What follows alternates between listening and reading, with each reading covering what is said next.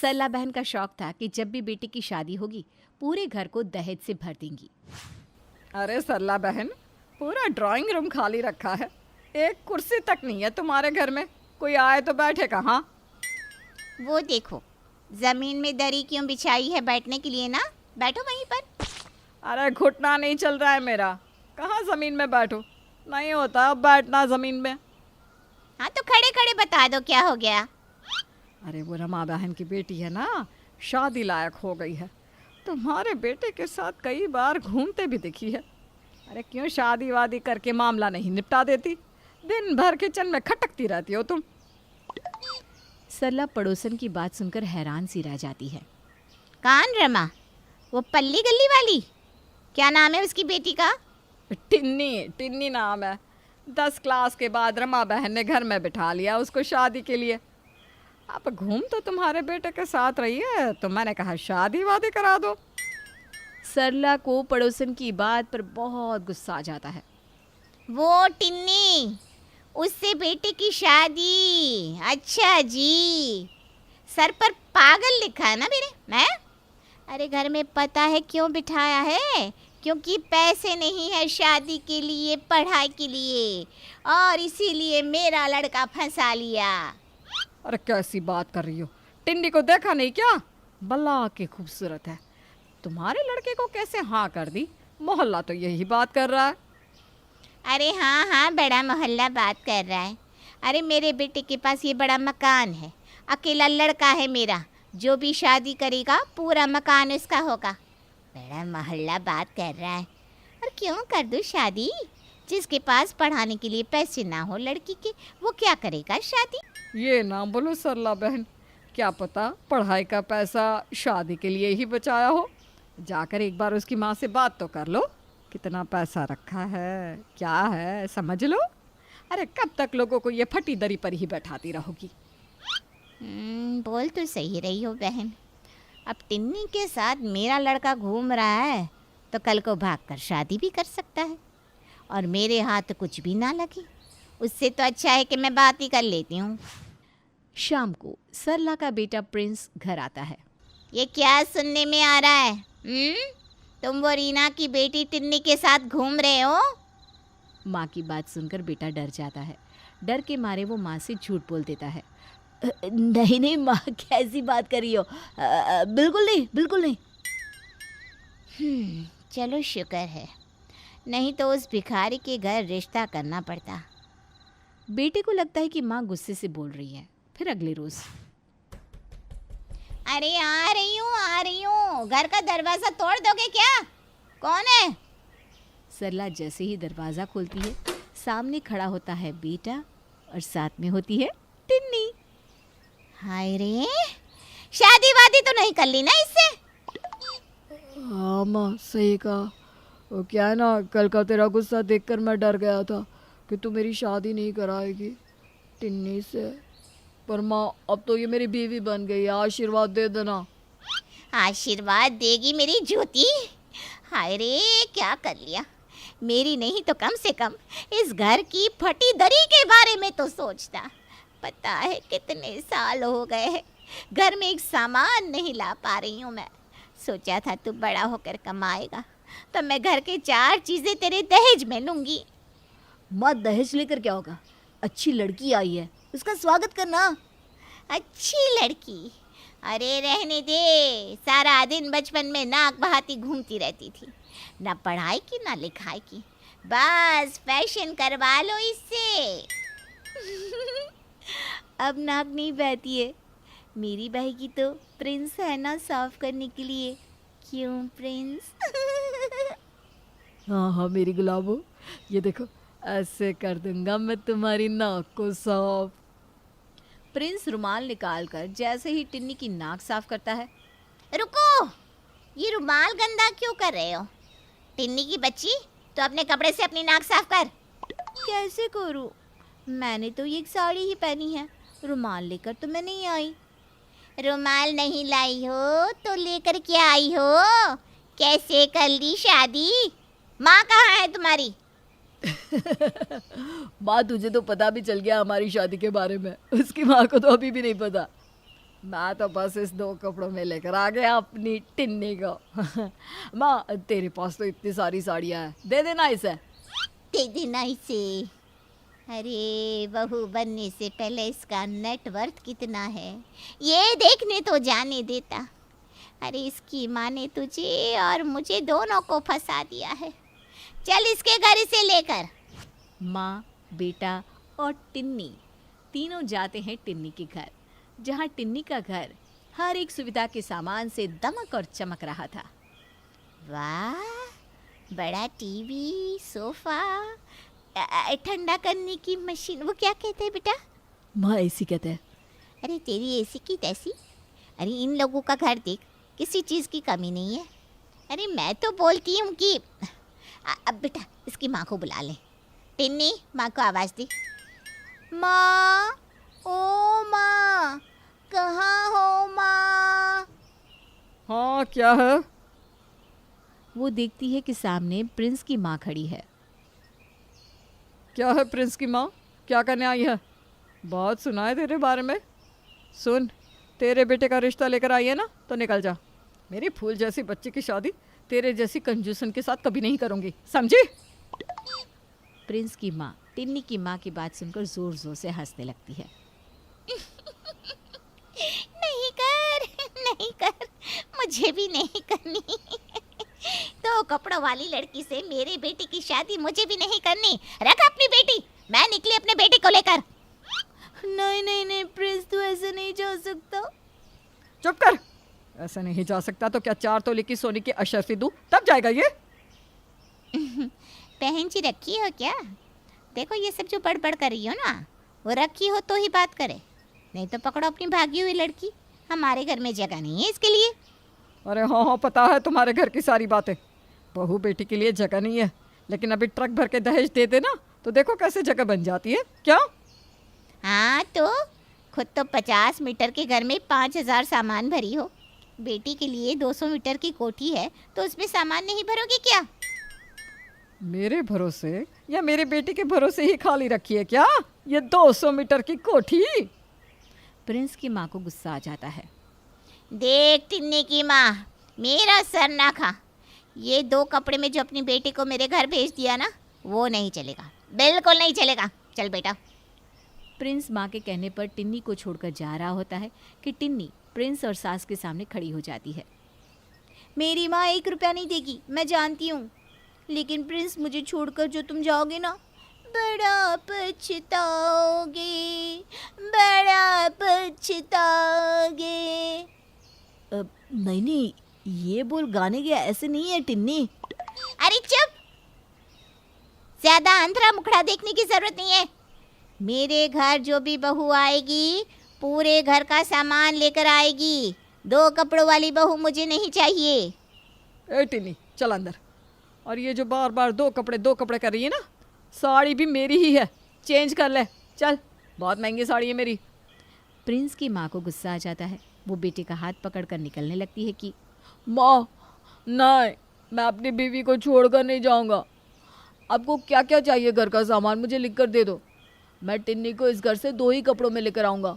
टिन्नी मेरी रिस्पॉन्सिबिलिटी है माँ। हाय हाय, रिस्पॉन्सिबिलिटी की बात करने वाला, कल कौन सी शर्ट पहनी है उसका तो पता नहीं होता तुझे, बड़ा आया। वो मैं देख लूँगी ना माँ जी, आप बस मुझे अपने घर ले चलिए। हाँ, खुद के सलवार में नाड़ा है कि नहीं ये तो पता नहीं, उसकी शर्ट बड़ा देख लेगी। अरे जाने दे उन लोगों को, तेरे लिए राजकुमार सा लड़का ला कर दूंगी जिनके घर में सारा सामान हो। ऐसे लोगों के घर में नहीं जिन्होंने एक कुर्सी भी ना खरीदी, ये सोचकर कि बेटे की शादी में दहेज में आएगी। अब तो टिन्नी की माँ और प्रिंस की माँ के बीच जोरदार झगड़ा शुरू हो जाता है। देखो देखो, ज्यादा बोलने की जरूरत नहीं है। अपनी बेटी संभाली नहीं जाती और दोष हमारी दहेज वाली सोच को दे रही हो। अरे तुम्हारा ही बेटा मक्खी की तरह मंडराता रहता था। बढ़िया, निकलो यहाँ से। दोनों के बीच की लड़ाई बड़ा रूप ले लेती है। घर में पुलिस आ जाती है और दोनों को पकड़ लेती है। टिन्नी की माँ ये सोचकर चुप हो जाती है कि अगर पुलिस को ये पता चल जाएगा कि इनकी बेटी ने भागकर शादी कर ली है तो मोहल्ले भर में बदनामी हो जाएगी। वहीं प्रिंस की माँ ये सोचकर शांत हो जाती है कि कहीं पुलिस को पता चल गया कि मैं बेटी की शादी में दहेज मांग रही हूँ तो कहीं जेल में ही ना डाल दे। क्या हो गया? क्यों लड़ाई हो रही है इस घर में? कैसी लड़ाई, क्या बात कर रहे हैं सर? ये तो हमारी समधन है, शादी की है हम लोगों ने खुशी खुशी इनके बेटे से हमारी बेटी की, तो वो तो विदाई के लिए आई थी क्या? सही बोल रही है, सही बोल रही है। अरे तो विदाई करो ना, लड़ क्यों रहे हो कुत्ते बिल्ली की तरह? वो क्या है ना, हम कह रहे थे कि दहेज देंगे और ये बोल रही है कि ना ना नहीं लेंगे। हाँ, नहीं चाहिए तो रहने दीजिए। वैसे भी इतना हट्टा कट्टा लड़का है इनका। क्या बेबी को खिलाने लायक भी नहीं कमाते हो क्या? नहीं नहीं, कमाता है, माफ करना, कमाता है। तभी तो मना कर रहे हैं कि हमें तो बहू चाहिए, लेकिन सिर्फ 2 ही कपड़ों में। चलो बहू टिन्नी।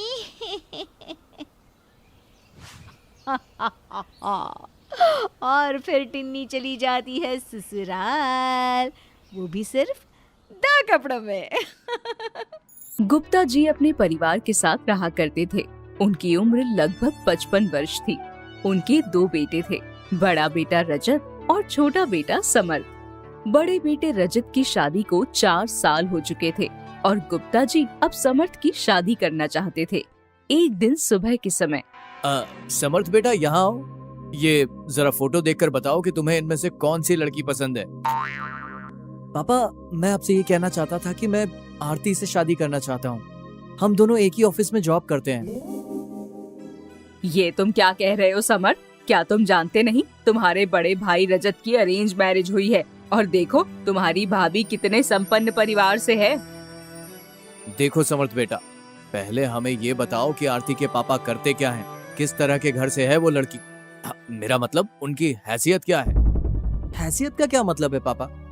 आप क्या जानना चाहते हैं? अरे यही कि लड़की के पापा उसकी शादी में कितने पैसे खर्च करेंगे। देखो, रजत की शादी के वक्त भी बहू के घर से काफी महंगे तोहफे आए थे और उन्होंने खूब पैसा खर्च किया था। अब हम तुम्हारी शादी ऐसे ही थोड़ी ना कर देंगे।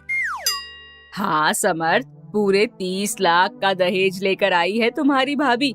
अब तुम आरती के बारे में हमें कुछ तो बताओ। वो हमारी बराबरी के हुए तो हमें तुम्हारा रिश्ता उनके साथ करने में कोई परेशानी नहीं है। हाँ समर्थ, तुझे तो पता है ना, मेरी शादी 5 स्टार होटल से हुई थी और तेरी भाभी के मम्मी पापा ने मुझे दहेज में लग्जरी कार दी थी। लेकिन आरती के पापा की तो एक छोटी सी दुकान है और उनके पास इतना पैसा नहीं है। हाँ, लेकिन आरती जॉब करती है पापा, हमें उसके पापा के पैसों से क्या लेना देना। अरे लेना देना कैसे नहीं है भाई, अब वो अपनी बेटी हमारे घर में देंगे तो क्या हम ऐसे ही रिश्ता जोड़ लेंगे? देखो समर्थ, आज से 4 साल पहले रजत की शादी 30 लाख में हुई थी।